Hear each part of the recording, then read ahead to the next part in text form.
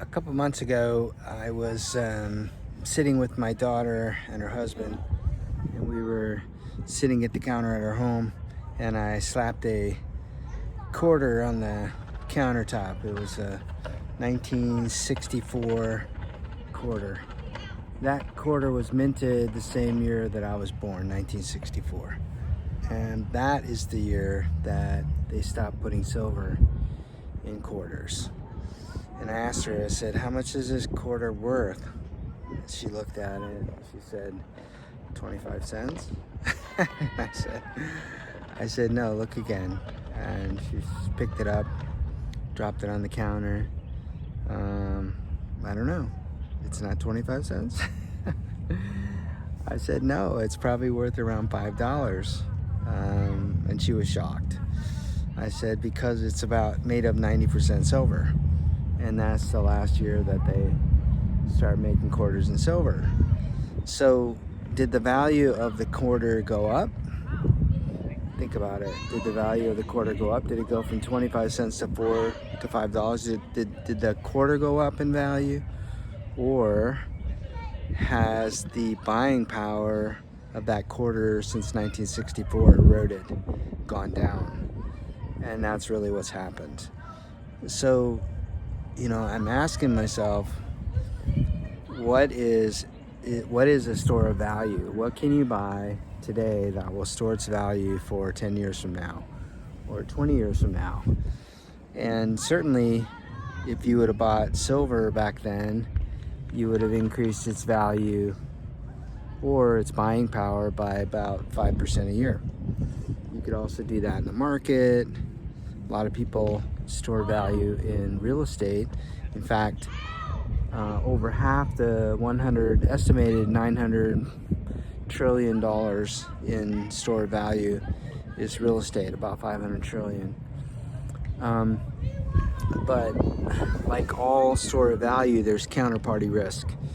And what I mean by that is if I own an apartment or if I own a house, I've got issues with it. I've got taxes, I've got insurance, I've got maintenance issues, I've got bad tenants, I've got bad neighbors, I've got hurricanes, floods, etc., etc. So with real estate comes risk. But I do know that when I travel, my wife and I travel around the world, different places, I do notice that goods and services are very cheap. For instance, when I was in Agra, my son and I, we bought a Sprite, some cookies, and some chips. And the cost was $1.20. And that over here would be like $7 or $8, maybe $9 here. Same chips, same cookies, same Sprite, but the cost difference. However, in that same country, real estate is like, you ask, well, how much is that? And you're shocked at how much it is. Because no one really sells it. They just keep it as a store of value. And they understand that if you put, $10,000 in the bank, next year it'll be worth, $9,200 in buying power. Because every year, at least the dollar, every year we print, they print 8% more currency. And so what that does is automatically devalues our dollar. The reason I say this is, at our age, I'm assuming if you're watching my channel, you're a little older like myself. And so you're wondering, how do you store your value long term and how do you pass it on to your kids, etc. And what I'm doing, what my wife and I are doing, is we're investing in buying Bitcoin. Bitcoin in the last, since its creation in 2008, it has grown in value against the dollar. The dollar has decreased against Bitcoin by about 170% a year. Last year was 120%. So this year slightly little down, but it's only the beginning of the year.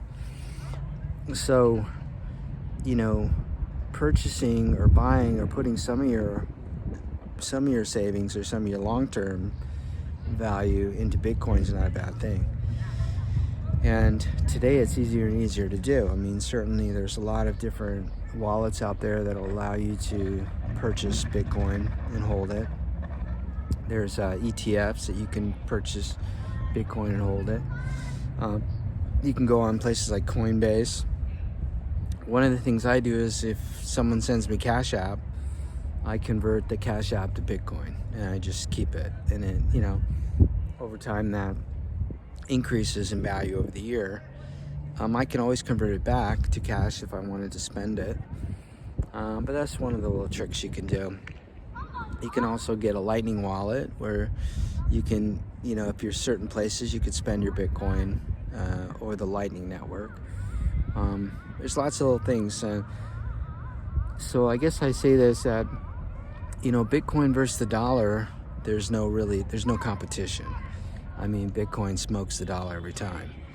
A lot of people understand that the dollar is, you know, it's not going to be, I mean, it'll be around. It certainly is our reserve currency, but I think over time stable coins it'll morph into stable coins, and then those will sit on top of Bitcoin. And Bitcoin is a global, you know, it's functions. There's no person in charge of Bitcoin. It's a code, and you know, it's replicated, it's verified across thousands and thousands, tens of thousands, hundreds of thousands of different computers. Not the computers that you use for like the internet, but different ASIC computers, different computers. It's a very powerful network, the most powerful network on earth. And so anyway, my challenge is maybe do some research on it. I read this book called The Bitcoin Standard, and it breaks down some of this. It's a good read. Bitcoin Standard, you can get it on Amazon, Barnes and Nobles, that kind of thing. Or also there's a lot of great videos that'll give you a lot more information than I would. You know, my job is just to encourage you to check it out, right? Weigh your options. Check it out, weigh your options. Man, is it a beautiful day or what? It's gorgeous out. I mean, it's an amphitheater, a little town here. It's kind of nice.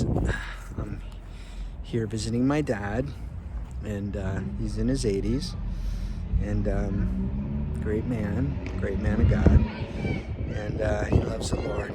In fact, my dad got saved in Hawaii. He met Jesus in Hawaii, him and my mom, in 1975, in a real way, like a permanent way. So yeah, he's a little cantankerous now in his in his age. I imagine we can all be cantankerous. I know certainly I have my days. But I would encourage you to check it out. Check out Bitcoin versus the dollar and start walking down that path if you're not already doing it. Feel free to comment me. I'm getting a lot more views and likes, even some comments. So yeah, you people are awesome already. And I just want to say thank you. Have a great day in the Lord. Stay blessed. And for now, I'm the Over 60 guy. And I would ask you, if you like this, go ahead and subscribe. Share it with friends. Comment. Feel free to comment. Tell me what you're thinking. You can even tell me I'm out of my mind. That's fine. All comments are welcome. And God bless you. We'll talk to you later.